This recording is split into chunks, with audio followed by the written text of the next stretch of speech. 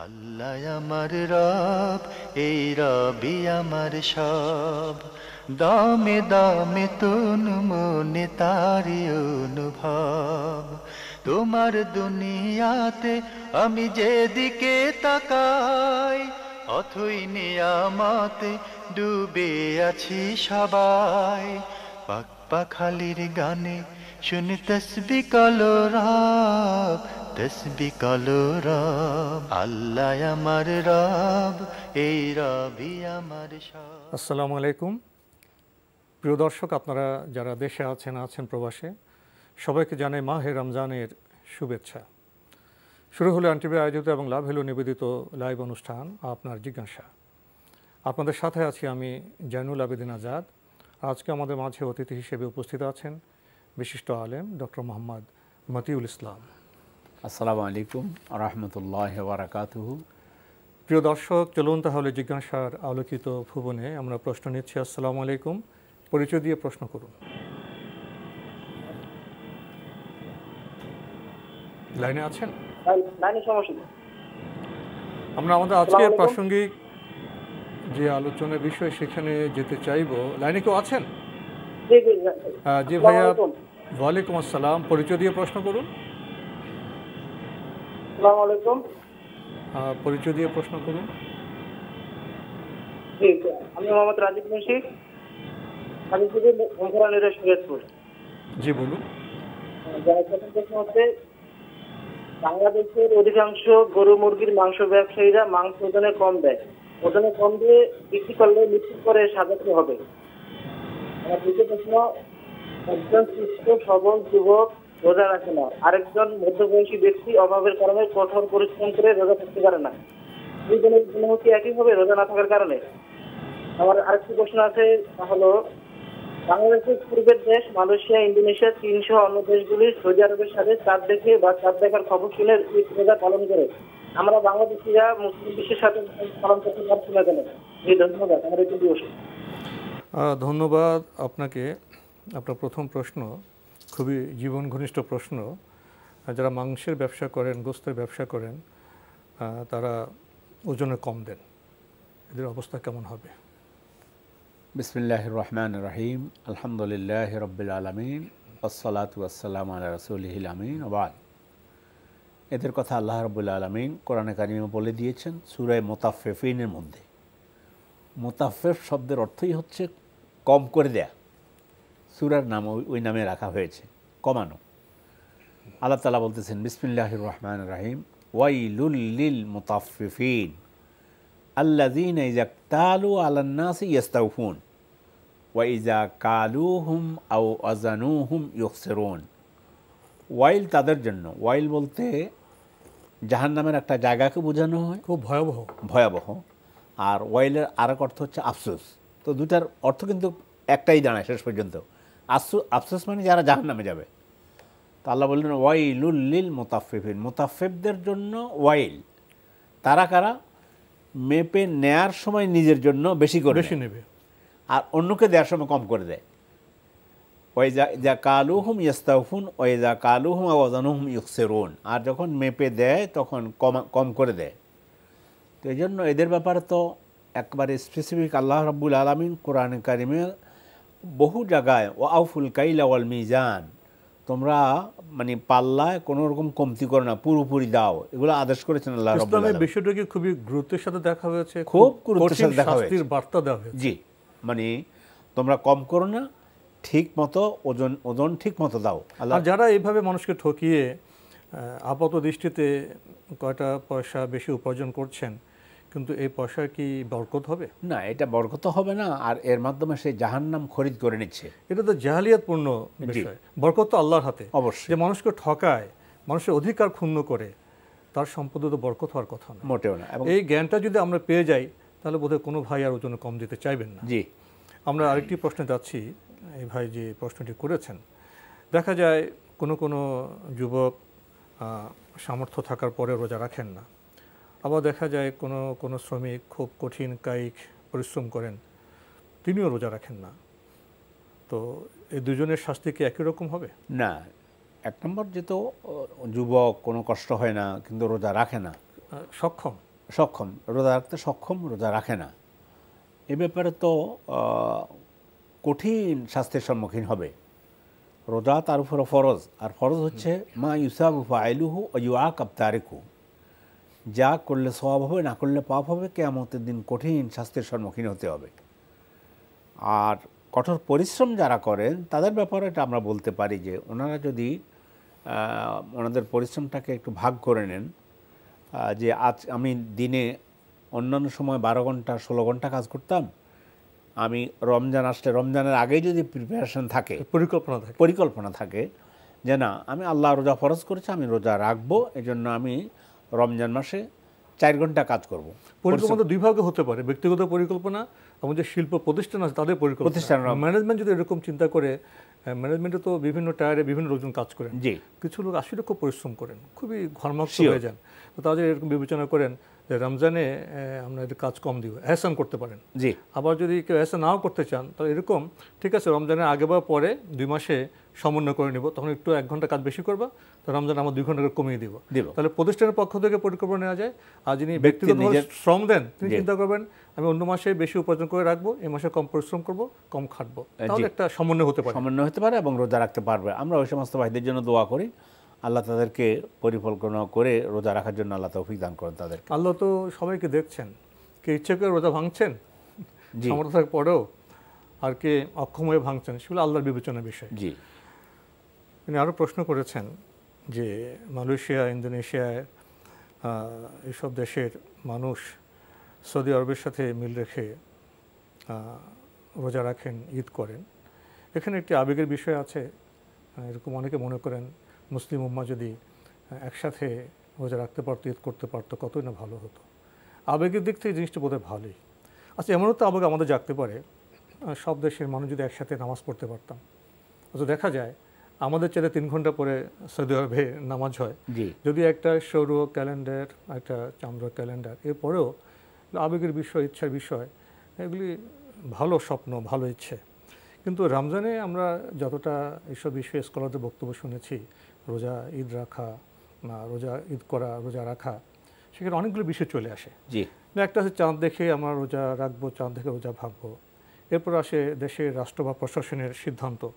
এরপরে আসে সবাই যেদিন ঈদ করবে আমরা সেদিন ঈদ করব, ঐক্যের যে প্রতীক, অনেক বিষয়গুলো আসে।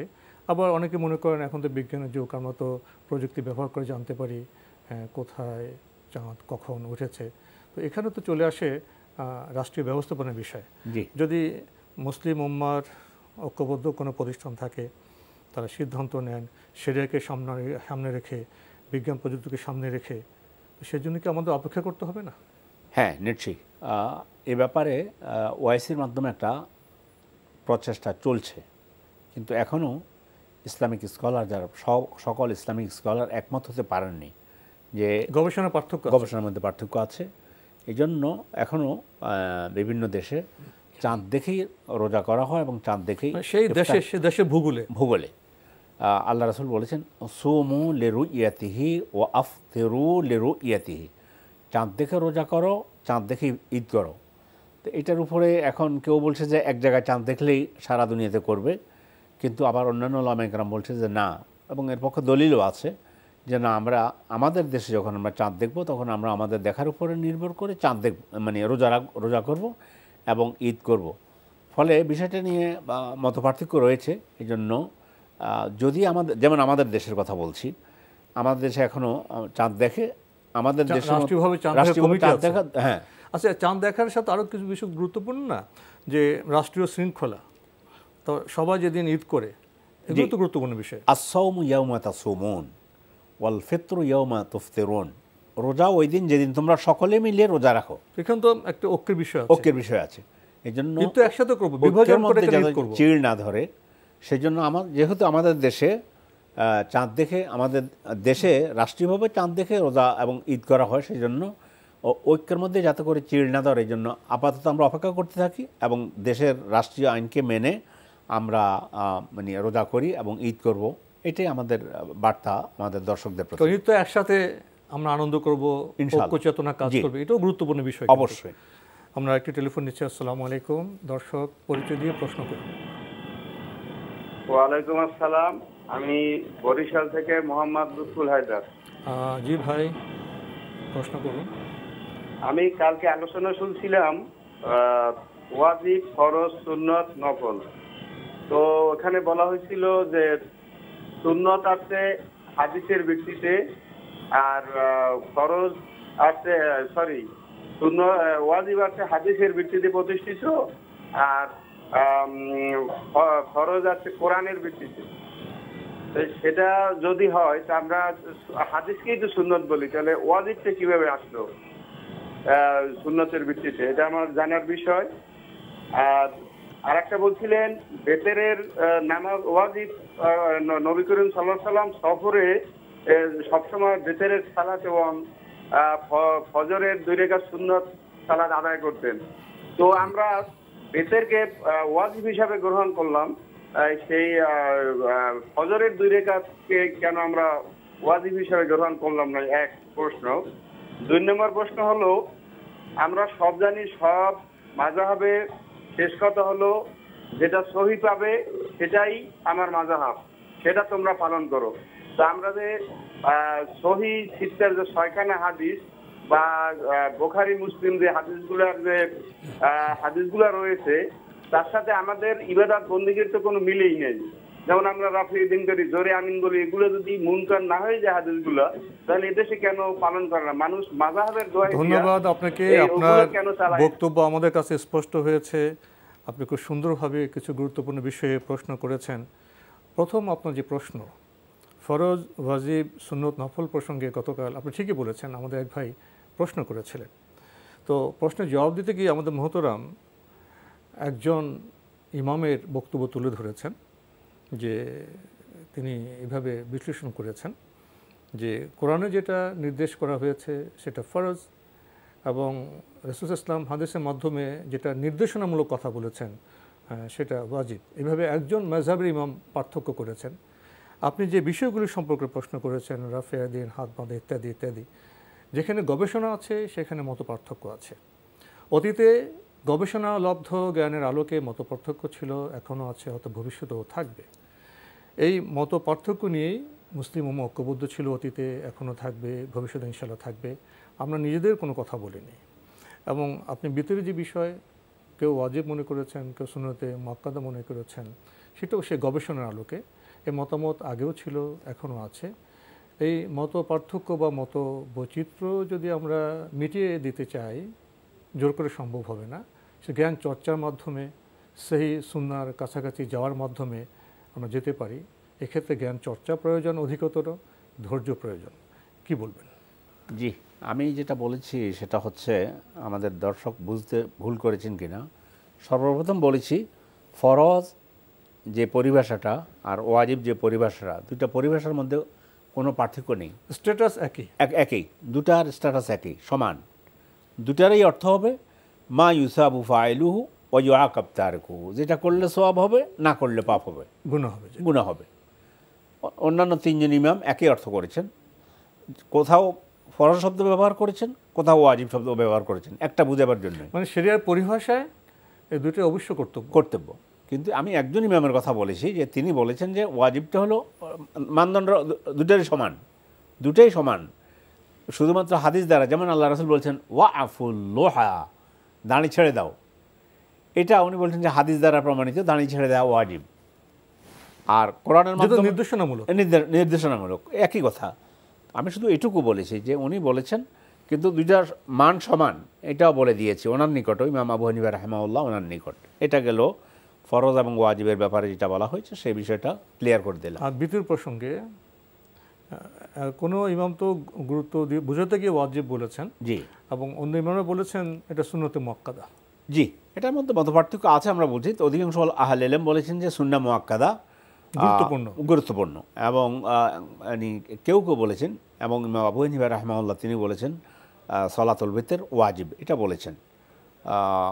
এর মধ্যে অনেকগুলো দলিল দিয়েছেন, বিশেষ করে রাসূল সাল্লাল্লাহু আলাইহি ওয়াসাল্লাম কখনো এটা ছাড়তেন না। উনি নিজেও বলেছেন যে তাহলে ফজর নামাজের যে সুন্নাত, তো সেটাকে তো আর ফরজ তো বানাবার কোনো সুযোগ আমাদের নেই। ফজর নামাজ তো ফরজ তো 2 রাকাতেই, এরপর ওই সুন্নতটাও আল্লাহ রাসূল সফরের মধ্যেও ছাড়তেন না, গুরুত্ব এই জন্য সেটাকে সুন্নাহ মুআক্কাদা বলেছে আহলে ইলম, মানে সমস্ত ওলামায়ে কেরাম সুন্নাহ মুআক্কাদা বলেছেন। এবং 12 রাকাত, ওই যে রাওয়াতেব যে 12 রাকাত নামাজের কথা বলা হয়েছে, জোহর নামাজের আগে 2 রাকাত, জোহর নামাজের পরে 4 রাকাত, 6 রাকাত, ফজরের 2 রাকাত সুন্নাত, মাগরিবের 2 রাকাত 8, ইশার পরে 2 রাকাত 10, এবং ফজরের নামাজের আগে 2 রাকাত 12। এই জন্য ওটা সুন্নাহ মুআক্কাদা, যেহেতু সুন্নতকে আমরা ফরজ করার কোনো সুযোগ নেই। ফজরের নামাজ মানে ফজরের নামাজ 2 রাকাত ফরজ, এই জন্য সেখানে মানে ওই 2 রাকাতকে আবার টেনে ফরজ বানানোর সুযোগ নেই। কথা হলো বিভিন্ন সুন্নাহর যে বিষয়গুলো আছে, কেউ গুরুত্ব বেশি দিয়েছেন, কেউ গুরুত্ব দিকে একটু অন্যরকম ব্যাখ্যা করেছেন। এসব বিষয়ে বৈচিত্র্য আগেও ছিল, এখনও আছে। সেগুলো মেনে নিয়ে যিনি যে মাযহাব পছন্দ করেন বা যিনি জ্ঞানের যে স্তরে আছেন সেটা বিবেচনা রেখে তো করবেন। আমরা জোর করে তো কোনো বিষয় কারোর উপর চাপাই দিতে পারি না। আমরা তাদের মতামতগুলো আপনাদের সামনে তুলে ধরেছি। প্রিয় দর্শক, আসসালামু আলাইকুম। পরিচয় দিয়ে প্রশ্ন করুন। হ্যালো, আসসালামু আলাইকুম। ওয়ালাইকুম আসসালাম। আমি রাহারবাগ থেকে মোহাম্মদ মোস্তফা। জি ভাইয়া বলুন। আমার প্রশ্ন ছিল যে ম্যাচের নামাজ সম্বন্ধে আপনি বলেন যে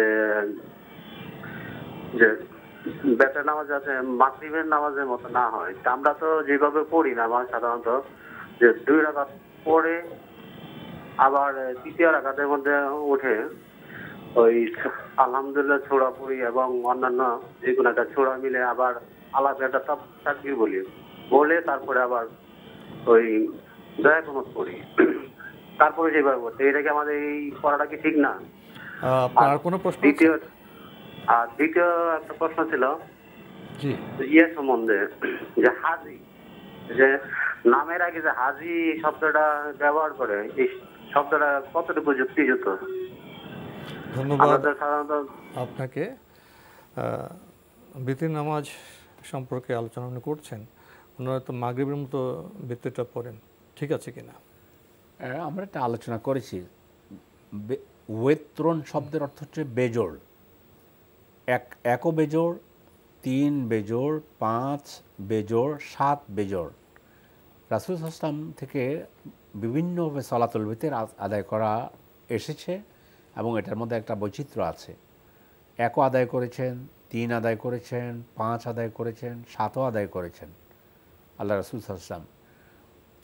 আদায়ের মধ্যে মানে পদ্ধতিটা নিয়ে আছে যে তিনি কখনো কখনো 2 রাকাত করে সালাত আদায় করে সালাম ফিরায় 1 রাকাত দিয়ে নামাজকে বেজোড় করে দিয়েছেন। হাদিসের মধ্যে এসেছে সলাতুল লাইলি মাসনা মাসনা ফাইজা খাশিয়া আহাদুকুমাস সুবহা ফায়ুতিরুহা বিরাকা। রাতের নামাজ 2 রাকাত করে যদি কেউ ভয় করে যে প্রভাত হয়ে যাচ্ছে, 1 রাকাত দিয়ে নামাজকে বেজোড় করে দাও।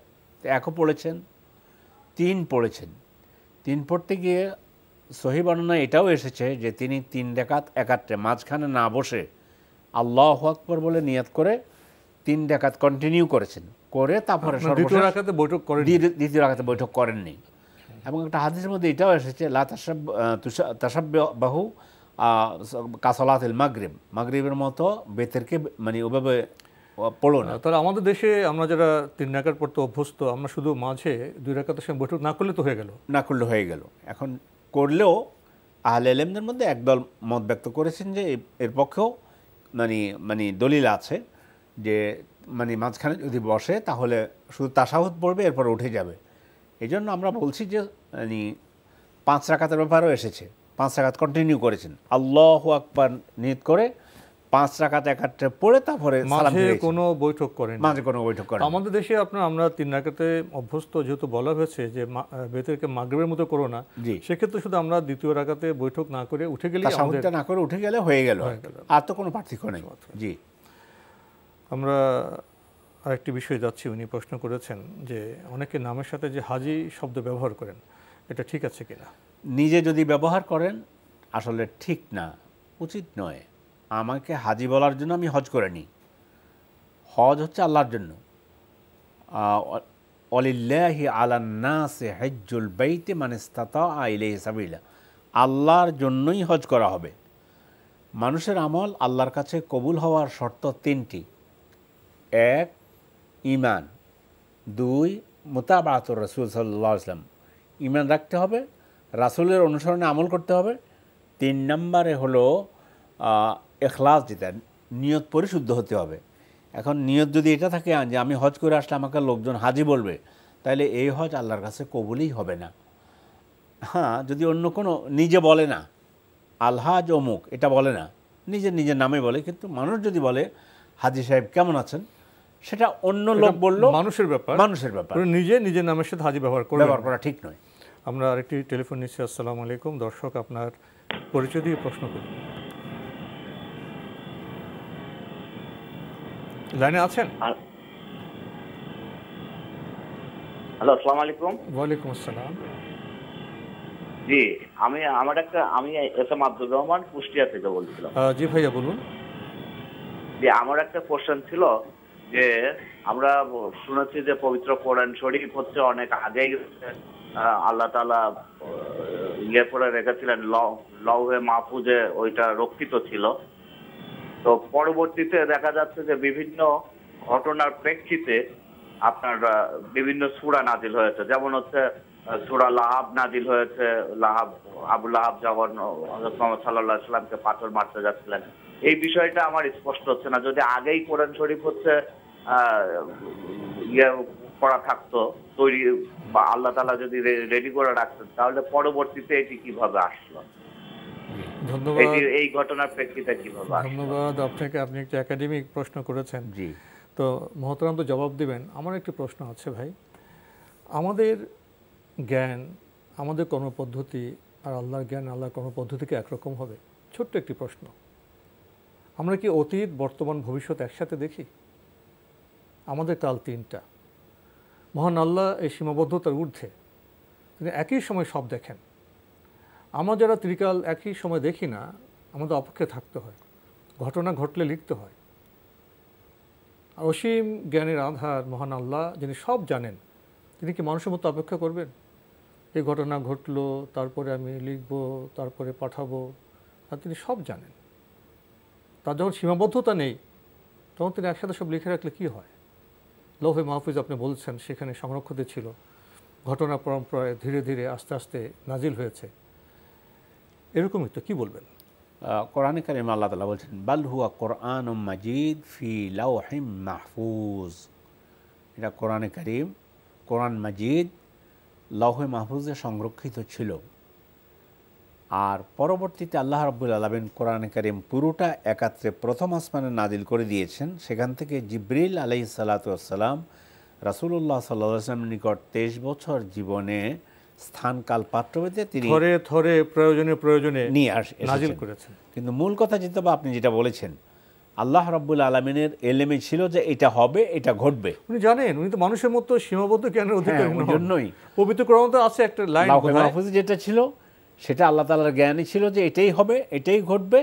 এই জন্য পরবর্তীতে যখন তিনি প্রথম আসমানের কোরআন নাজিল করে দিলেন, সেখান থেকে জিবরিল সূরা লাহাব নিয়ে এসেছেন, সূরা নাস নিয়ে এসেছেন।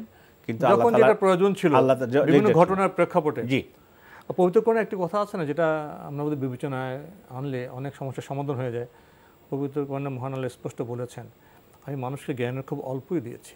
ওমা উতীতু মিনাল ইলমি ইল্লা কালিলা, মানুষকে সামান্য জ্ঞান দিয়েছি। ফলে এই সামান্য জ্ঞানের কারণে আমাদের মধ্যে এ ধরনের প্রশ্ন জায়গা স্বাভাবিক। আমরা প্রশ্ন করব, এবং যারা আলেম তারা আমাদের কোরআন থেকে এই বিষয়গুলো বর্ণনা করলে বোধহয় আমাদের জ্ঞানের সীমাবদ্ধতা কিছুটা হলেও কমতে পারে ইনশাআল্লাহ। আমরা আরেকটি প্রশ্নে যাচ্ছি। আসসালামু আলাইকুম। দর্শক, পরিচয় দিয়ে প্রশ্ন করুন। হ্যালো, আসসালামু আলাইকুম। ওয়ালাইকুম আসসালাম। হ্যালো, যে আমরা আপনাকে শুনতে পাচ্ছি। কোত্থেকে কে বলছেন? হ্যালো, শুনতে পাচ্ছেন? আমরা আপনাকে শুনতে পাচ্ছি, পরিচয় দিয়ে প্রশ্ন করুন। জি, আমি আব্দুর রশিদ। আমি জানতে চাচ্ছি, আমার সন্তানকে যদি পড়াশোনার পাশাপাশি সে যদি আর্ট শিখে, সেটা কি ইসলাম সম্মত হবে কিনা? ধন্যবাদ। আসসালামু আলাইকুম। খুব সুন্দর প্রশ্ন করেছেন। আসলে এইসব বিষয় নিয়ে আমাদের সমাজে অনেক প্রশ্ন আসে, এবং অনেক সময় হয় কি আমরা খণ্ডিত প্রশ্ন করে খণ্ডিত জবাব দিই, ফলে কিছু বিভ্রান্তি থেকেই যায়। আর যদি হয় শিল্প, শিল্প ইসলামে নিষিদ্ধ কেন হবে? ইসলামের যিনি স্রষ্টা তিনি কি পুরো সৃষ্টি জগৎটা সৃষ্টি করেননি? আকাশে যে পর্বত সদৃশ মেঘমালা, তার চেয়ে সুন্দর আর্ট বা শিল্প কী হতে পারে? সমুদ্রের যে উর্মিমালা, যে তরঙ্গ, সবুজ বাংলার মাঠে যখন বাতাস ধান খেতে ঢেউ খেলে যায়, এর চেয়ে সুন্দর সৃষ্টি শিল্প কী হতে পারে? স্রষ্টার যে নিদর্শন, এই নিদর্শন সম্পর্কে আল্লাহ মানুষকে চিন্তা করতে বলেছে, দেখতে বলেছে, গবেষণা করতে বলেছে। তাহলে সেই ইসলামে আর্ট বা শিল্প নিষিদ্ধ কী করে হয়? সব খাদ্য কি সিদ্ধ? প্রায় সবই সিদ্ধ, দু একটি নিষিদ্ধ থাকে, কারণ সেটা মানুষের জন্য ক্ষতিকর। ঠিক শিল্পের ক্ষেত্রে প্রায় সবই সিদ্ধ, দু এক ক্ষেত্রে নিষিদ্ধ বিষয় আছে। সেটা কেন আপনার কাছে জানতে চাইব। জি, আপনি যেটা বলেছেন, এটা ইসলাম কখনো এগুলো নিষেধ করে না। মানে আর্ট করতেই পারে, আল্লাহ সৃষ্টি বৈচিত্র্য যেগুলো আছে এগুলো আর্ট করতে পারে। শুধুমাত্র নিষেধ যেটা করা হয়েছে, যেটা থেকে বিরত থাকা উচিত, সেটা হচ্ছে কোনো প্রাণীর ছবি মানে আর্ট করে, মানে হুবহু কোনো প্রাণীর ছবি আঁকা, এটা নিষেধ করা হয়েছে। আল্লাহ রাসূল সাল্লাল্লাহু আলাইহি ওয়াসাল্লাম নিষেধ করেছেন ছবি, মানে প্রাণীর ছবি আঁকার জন্য।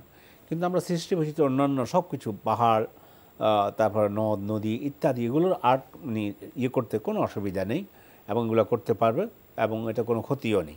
বিশেষ করে আলেমরা বলেন যে, অনেকে প্রশ্ন করেন সবই সিদ্ধ, তাহলে মানুষের ছবি আঁকতে অসুবিধা কী? একটু ইতিহাস আছে, যখন মানুষ ছবি আঁকবে, সম্মান করবে, তাজিম করবে, ছবি থেকে আপনার মূর্তি হবে, আবার আমরা পিছনে সে অজ্ঞতায় ফিরে যাই কিনা, এটা বোধহয় সতর্কতামূলক ব্যবস্থা। ছবির ব্যাপারে এই জন্য বলা হয়েছে সতর্কতামূলক ব্যবস্থা। সূরা নূহের 23 নম্বর আয়াত, সেখানে বলা হয়েছে যে মূর্তি পূজার ইতিহাস শুরু হয়েছে কিন্তু মানুষের মানে সম্মানে অতিরঞ্জন করে, মানুষের ওই যে মূর্তি তৈরি করার মাধ্যমে।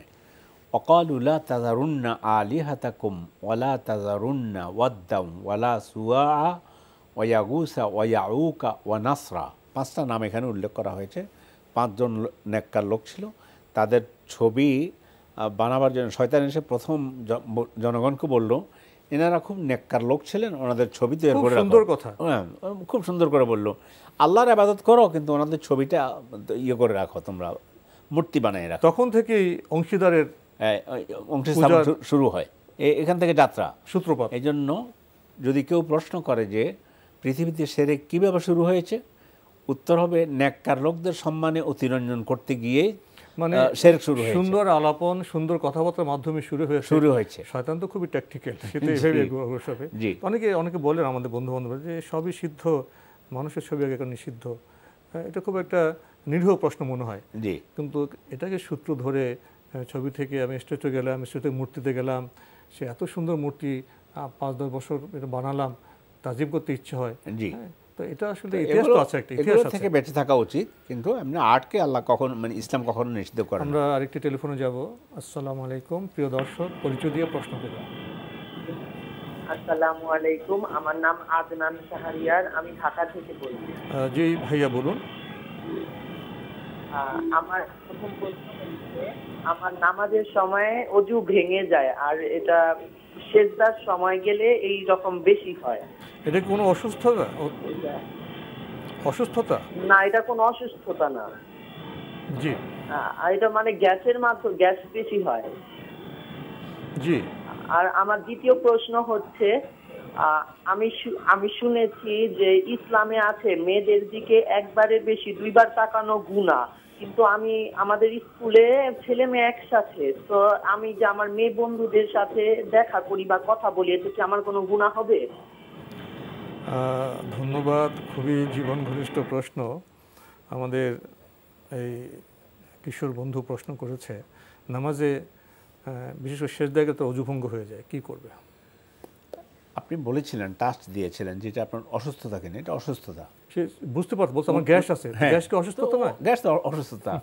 এই জন্য আপনার যেহেতু যদি এবার ভেঙে যায় অজু, নামাজের নিয়ত করেছেন আল্লাহু আকবার, কিন্তু আপনার গ্যাস বের হচ্ছে, তাহলে এটা অসুবিধা হবে না। আপনি ওই অবস্থায় সালাত আদায় করবেন, যেহেতু অসুস্থ আপনি, আল্লাহ রাব্বুল আলামিন তিনি মানুষকে সাধ্যের বাইরে কোনো কষ্ট দেন না, এটা আপনার সাধ্যের বাইরে, মানে যেটা নিয়মিত হচ্ছে আপনার। হ্যাঁ, এই জন্য একবার অজু করে সাথে সাথে নামাজে দাঁড়িয়ে যাবেন।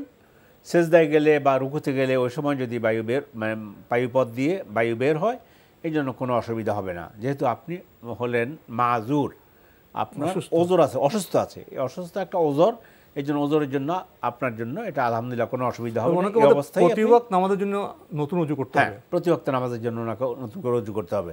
ভাই আপনাকে প্রশ্ন করতে চাই, আপনি তো উপলব্ধি করেছেন আপনার গ্যাস্ট্রিক আছে, আপনি কি চিকিৎসা নিচ্ছেন? লাইনে আছেন আপনি? চিকিৎসা নেওয়ার আমরা পরামর্শ দেব। আপনি আরেকটি প্রশ্ন করেছেন, আপনি যদি স্কুলে পড়েন, কো এডুকেশন, সেখানে ছেলেমেয়েরা একসাথে পড়ে, তো আপনি নিজেই বলেছেন যে মেয়েদের দিকে একবারে বেশি তাকালে গুনাহ হবে।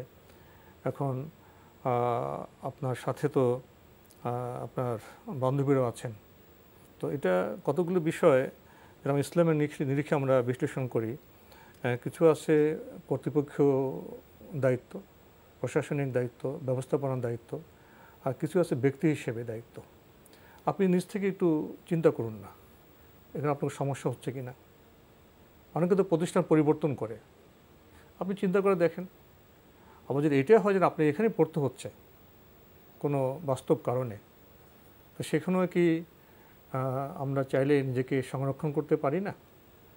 আর একটা বিষয় হলো, ছেলে বা মেয়ে কখনো কথা বললে গুনাহ হয়ে যাবে এমন তো বিষয় নয়। একান্ত একাকী হলে সেটা ইসলাম সমর্থন করে না। সামাজিকভাবে প্রয়োজনে মানুষ যদি তার পর্দা বজায় রাখে, পর্দা শুধু মেয়েদের জন্য নয়, পর্দা পুরুষদের জন্য আছে, তার অন্তরের পর্দা, চোখের পর্দা। বাস্তব প্রয়োজনে মানুষ তো কথা বলতে পারে, পুরুষ এবং নারীও কথা বলতে পারে। অনেকগুলো বিষয় আছে যার ব্যাখ্যা আমরা জানতে চাইব মোহতারাম আপনার কাছে। হ্যাঁ, আমাদের বন্ধুর প্রথম যেটা বলেছেন যে একবার দেখা যায়, বিষয়টা এইভাবেও নয়। হাদিসের মধ্যে আসছে আলাইকা বিন নাজরাতিল উলা, রাস্তায় চলতে গিয়ে হঠাৎ করে একটা মেয়ে সামনে পড়ে গেল, নজরে পড়ে গেল, এটুকুর জন্য কোনো ইয়ে হবে না। আবার বারবার ইচ্ছা করে তাকানো, এটা ঠিক নয়। অনুরূপভাবে এখন ক্লাসের কথা যেটা বলা হয়েছে, সেখানে যদি ব্যবস্থাপনার বিষয়টি, সেটা কর্তৃপক্ষ, এটার জন্য কর্তৃপক্ষের দায়িত্ব হলো মানে কো এডুকেশন না করে ছেলেদেরকে ছেলেদের মতো করে পড়ানো, মেয়েদেরকে মেয়েদের মতো করে পড়ানো। এখন যদি এটা কর্তৃপক্ষ না করে, তাহলে আমরা মোকরাহ, মানে আমাদেরকে বাধ্য করা হচ্ছে একটা পড়ার জন্য। তারপরও আমরা আয়াতটা শুনেই দিব। আল্লাহ বলছেন ফাত্তাকুল্লাহা মাস্তাতাতুম, আল্লাহকে ভয় করো সাধ্য অনুযায়ী। আমি আমার নিজকে চোখ সবসময় নত রাখার চেষ্টা করব, অবনত রাখবো, অন্তরকে পরিচ্ছন্ন রাখবো, প্রয়োজনীয় কথা বলবো। সেটা ইসলাম ইয়ে করেছে। অকুলনা কাউলা মারুফা, মেয়েদের কথা বলা হয়েছে শুধু প্রয়োজনে। ফালা তাখদানা বিল কাউল, একাকী হওয়া এখানে ওটা নিষেধ। একাকী প্রয়োজনে ক্লাসের লেখাপড়ার বিষয়ে কোনো কথায় কোনো ইনফরমেশন আদান প্রদান। লা ইয়াখলুয়ান্না রাজুলুন বিমরাআতিন ইল্লা সালিসুহুমা শাইতান, কোনো পুরুষ যেন কোনো মেয়ের সাথে একাত্রে নির্জনে একাত্রে না, তৃতীয় ব্যক্তি হয়ে যায় শয়তান। আসসালামু আলাইকুম, পরিচয় দিয়ে প্রশ্ন করুন। আমি রিপন মিরপুর থেকে। জি ভাইয়া বলুন।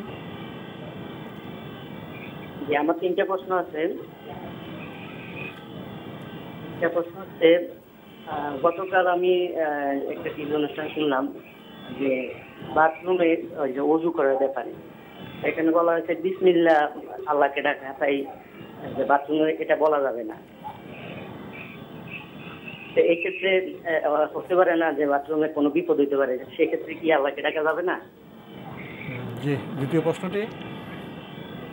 দ্বিতীয় প্রশ্ন হচ্ছে, কোনো কারণে যদি আমি মসজিদে জামাতের সাথে নামাজ না পড়তে পারি, সেক্ষেত্রে আমি কি বাসায় পরিবার সদস্য নিয়ে কি জামাত করতে পারবো, যেমন স্ত্রী, ছেলে মেয়ে তাদেরকে নিয়ে? জি। তৃতীয় প্রশ্ন?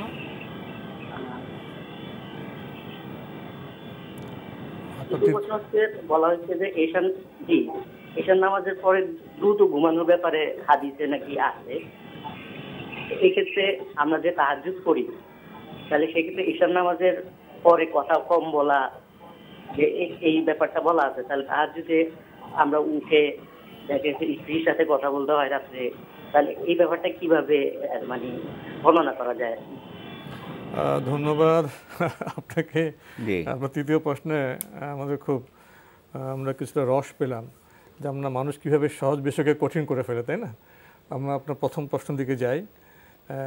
আপনি শুনেছেন, কেউ বলেছেন যে বাথরুমে অজু করলে বিসমিল্লাহ বলা যাবে না।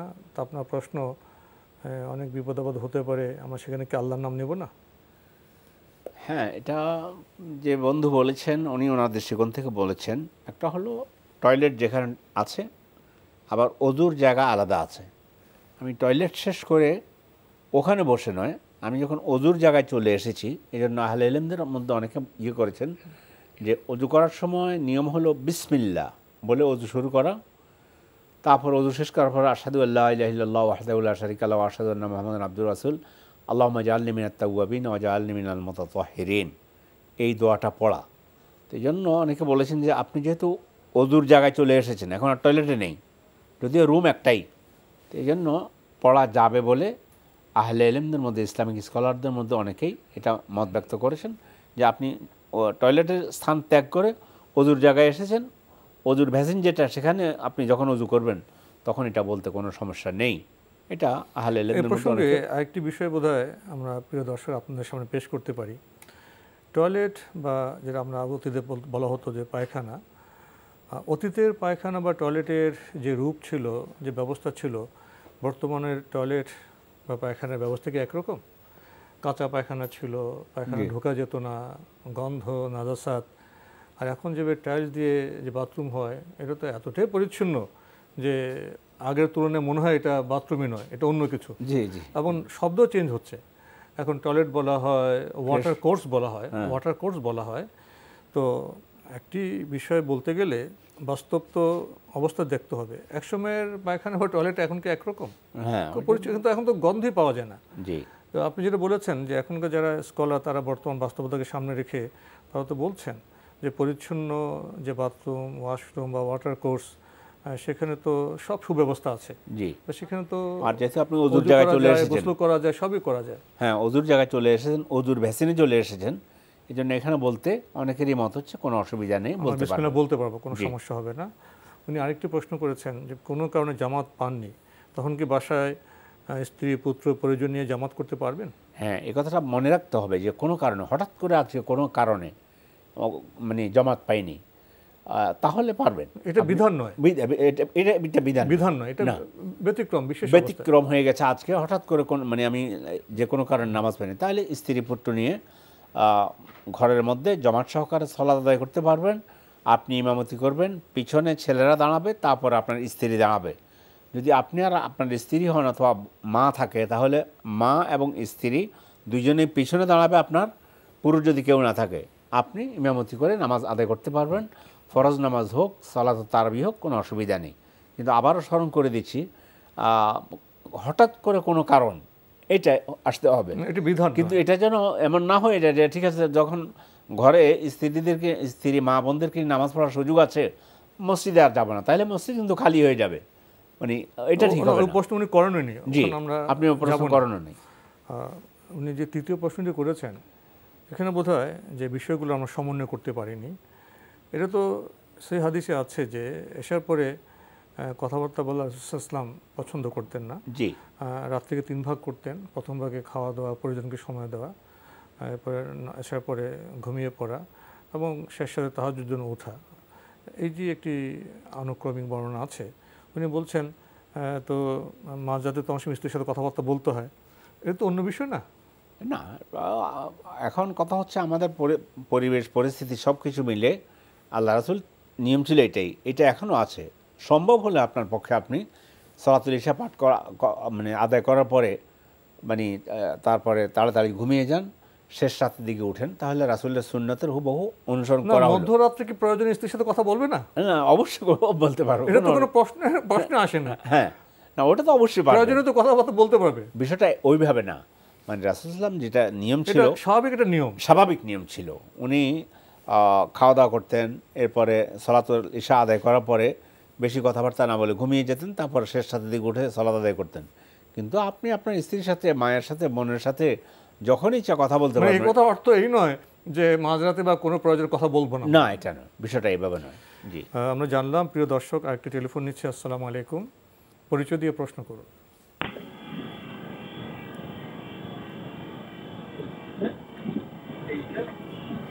লাইনে আছেন? জি ভাই। ভাইয়া বলুন, পরিচয় দিয়ে প্রশ্ন করুন।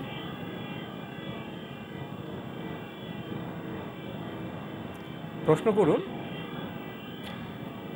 হ্যালো, যে আমরা আপনাকে শুনতে পাচ্ছি, পরিচয় দিয়ে প্রশ্ন করুন। হ্যালো, শোনা যাচ্ছে না? হ্যাঁ, আমরা আপনাকে শুনতে পাচ্ছি, পরিচয় দিয়ে প্রশ্ন করুন, বলুন। আমার লাইনটি বোধহয় পেলাম না। আমাদের আজকের প্রাসঙ্গিক আলোচনার বিষয় ছিল সিয়ামের পুরস্কার। জি, সিয়ামের পুরস্কার। আলহামদুলিল্লাহ, আমরা রোজা রেখে আসতেছি। আলহামদুলিল্লাহ, আজকে সম্ভবত 25টা শেষ করে 26 রোজার কাছে আমরা সেহরি প্রবেশ করব, আল্লাহ যদি আমাদেরকে বাঁচিয়ে রাখেন।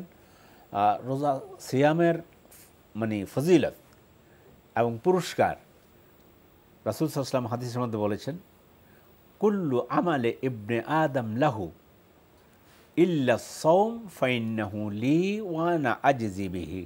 বনি আদমের সকল আমলের সব তার নিজের জন্য, তবে রোজা এটা আমার জন্য, এটা স্পেশাল, আমি নিজেই এর প্রতিদান দান করব।